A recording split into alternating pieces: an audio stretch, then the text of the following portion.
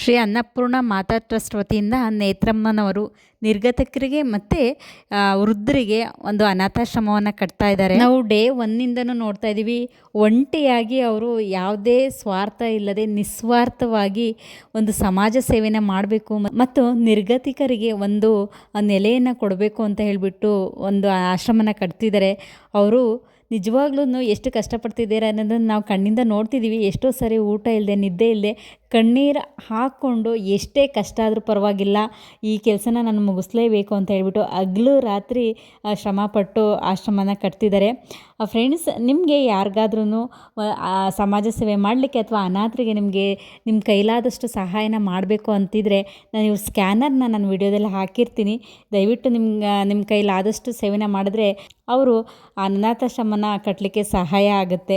ಮತ್ತು ನೀವು ಅವ್ರನ್ನ ಡೈರೆಕ್ಟಾಗಿ ಕಾಂಟ್ಯಾಕ್ಟ್ ಮಾಡಬೇಕು ಅಂದರೆ ಅವ್ರ ಕಾಂಟ್ಯಾಕ್ಟ್ ಡೀಟೇಲ್ಸ್ನ ಡಿಸ್ಕ್ರಿಪ್ಷನ್ ಬಾಕ್ಸಲ್ಲಿ ಹಾಕಿರ್ತೀನಿ. ನೀವು ಡೈರೆಕ್ಟಾಗಿ ಕೂಡ ಅವ್ರನ್ನ ಕಾಂಟ್ಯಾಕ್ಟ್ ಮಾಡಿ ನಿಮ್ಮ ಕೈಲಾದಂಥ ಸೇವೆ ಮಾಡಿದ್ರೆ ತುಂಬ ಉಪಕಾರ ಆಗುತ್ತೆ. ಬನ್ನಿ ಫ್ರೆಂಡ್ಸ್, ಇನ್ನು ನಾನು ನೇತ್ರಮ್ಮ ಅವ್ರನ್ನ ಮಾತಾಡಿಸ್ತೀನಿ. ಅವರೇ ಎಕ್ಸ್ಪ್ಲೈನ್ ಮಾಡ್ತಾರೆ ಈ ಜಾಗದ ಬಗ್ಗೆ. ಬೆಳಗ್ಗೆ ನಾನು ಬಂದ್ರೆ ಆಕ್ಚುಲಿ ಮಧ್ಯಾಹ್ನ ಊಟ ಕೂಡ ಮಾಡಿರಲ್ಲ, ನಾನು ನೈಟ್ ಹೋಗಿ ಊಟ ಮಾಡ್ತೀನಿ. ಬಟ್ ನನ್ಗೆ ಯಾಕೆ ಮೈಂಡ್ ಬಂತಂತ ನನ್ಗೆ ಈಗ್ಲೂ ಗೊತ್ತಿಲ್ಲ ಅಲ್ವಾ, ನನ್ಗೆ ಯಾಕೆ ಇದು ಬಂತು, ಯಾವ ಕಾನ್ಸೆಪ್ಟ್ ಅಲ್ಲಿ ನಾನು ಇದು ಮಾಡಿದೆ ಇವಾಗ್ಲೂ ಗೊತ್ತಿಲ್ಲ.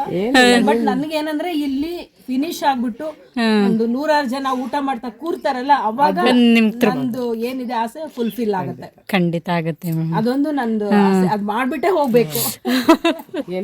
ಎಲ್ಲಿಗೆ ಹೋಗ್ತೀರಾ?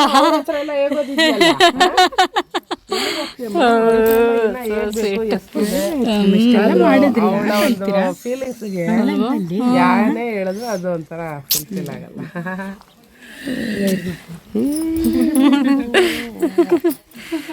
ಇದು ನಂದು ಬಂಗಾರ ಬಿಡ ಆಗುತ್ತೆ. ಬನ್ನಿ. ಅಂತೂ ನಿನ್ ಫಸ್ಟ್ ವೆರಿ ಡಿಂಪಲ್ ಇದ್ರೆ ಅಲ್ವಾ, ಅಲ್ಲ ನೀನ್ ಫಸ್ಟೇ ಇಷ್ಟು ಸಕ್ಸಸ್ ಆಗಿ ಮಾಡ್ತೀಯ ಅಂದ್ಮೇಲೆ ಅಲ್ವಾ, ನಮ್ಮ ಎಲ್ಲ ನಿಮ್ ಸಪೋರ್ಟ್ ಕಣೋ. ಅಯ್ಯೋ ಮಾಡ್ತಾರೆ. ಸೊ ಧ್ಯಾನ ಮಂದಿರ ಅಂತ ಅಂತೂ ಒಂದು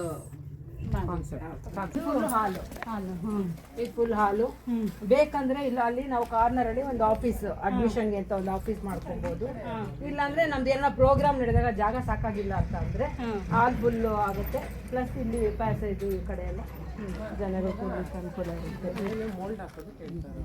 ಇಲ್ಲ ಮಾಡಿ ಕಂಟಿನ್ಯೂ ಆಗೋದು ಪರವಾಗಿಲ್ಲ, ಮಾತಾಡಿ. ಇದು ಅಡುಗೆ ಮನೆ ತೋರಿಸೋದು.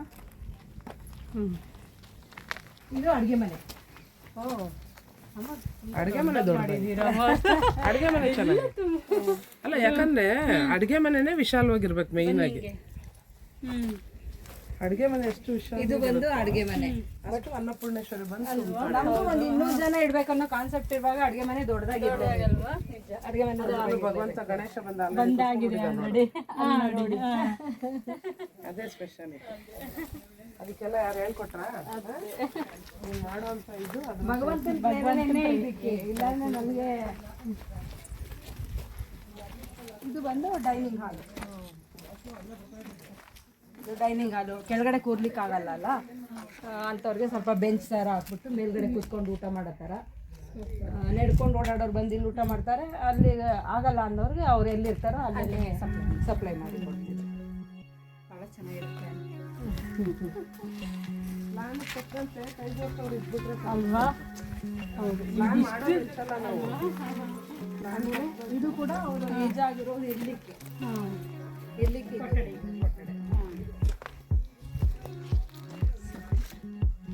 ಪರ್ಟಿಕ್ಯುಲರ್ ಈ ಬಿಲ್ಡಿಂಗ್ ಮಾತ್ರ ವೃದ್ಧರಿಗೆ ಮತ್ತೆ ಅನ್ನದಾಸೋಹಕ್ಕೆ. ಇದು ಕೂಡ ವಯಸ್ಸಾಗಿರೋರಿಗೆ ದಿವಾನ ಬೆಡ್ಗಳು ಹಾಕ್ಬಿಟ್ಟು ಇದೆರಡನ್ನೂ ಅವ್ರಿಗೆ ಸೇಮ್.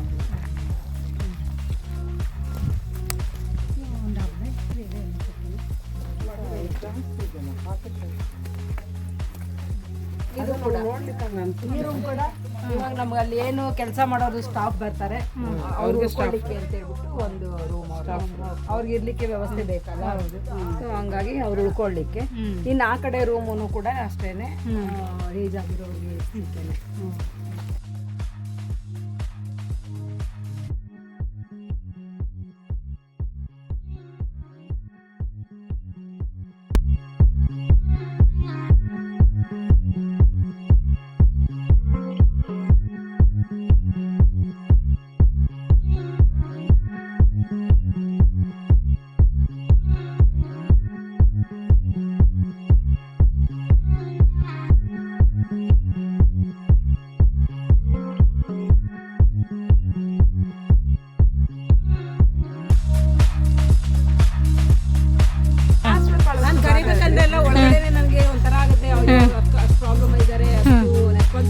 ಅವ್ರಿಗೆ ಹಾಂ ಹಂಗುದ್ರು ನನ್ನ ಜೊತೆ ಕೈ ಜೋಡಿಸ್ತಾರಲ್ಲ ಅಂತ ಬಟ್ ನನಗೆ ಬೇಕೇ ಬೇಕು ಅವರು ಬೇಕಾ ಹೌದು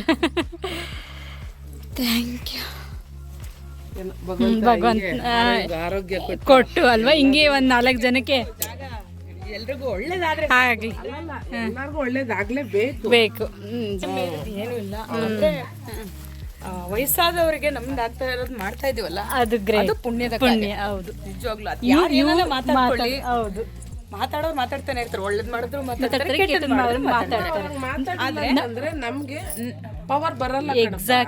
ಎಕ್ಸಾಕ್ಟ್ಲಿ power ನಾವು ಬರೋದು ಅವ್ರೆಲ್ಲ ದಾರಿ ಕರೆಕ್ಟ್ ಆಗಿದ್ರೆ ದೇವರೇ ದಾರಿ ಮಾಡ್ಕೊಡ್ತೀನಿ ನಿಜ ನಿಜ